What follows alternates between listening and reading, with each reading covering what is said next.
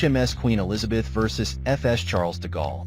Battle of the European carriers, of course. This comparison between the Queen Elizabeth and Charles de Gaulle has to be done in a different universe, considering how history has played out in the last few decades. No, I'm not talking about the history of the Anglo-French War. I'm talking about how well funded the British armed forces are. Massive cuts and funding issues have left both British carriers without adequate escorts and fighter jets.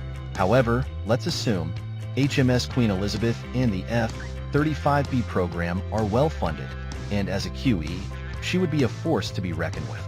Why am I comparing these two carriers? Well, I got involved in a Twitter debate and realized that these two ships have very similar base costs.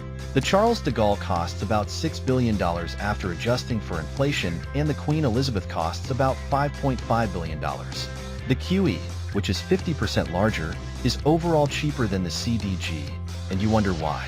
This is due to some of the important but expensive systems that the CDG uses that drive its cost higher. First of all, the nuclear-powered CDG, which houses two 150 MWT nuclear reactors providing unlimited range until the reactor core loses enough reactivity. For the CDG, the range is between 7 and 10 years, based on Wikipedia's nuclear refueling dates. The cost of the catapult and all the associated equipment is also added.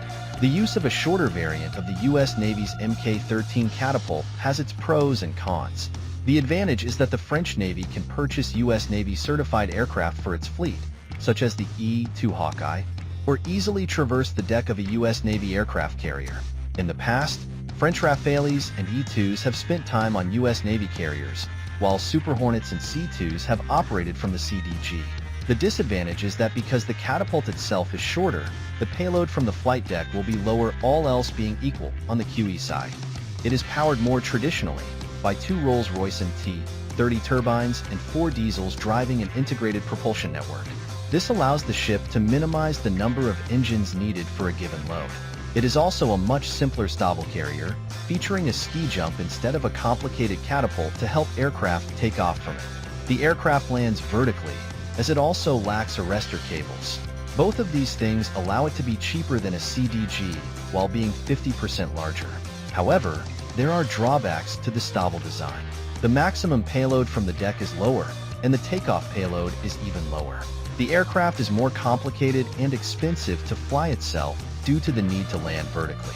Finally, specialized fixed-wing EWACs like the E-2 and tankers like the upcoming MQ-25 or the current Hornet tanker cannot fly from a carrier.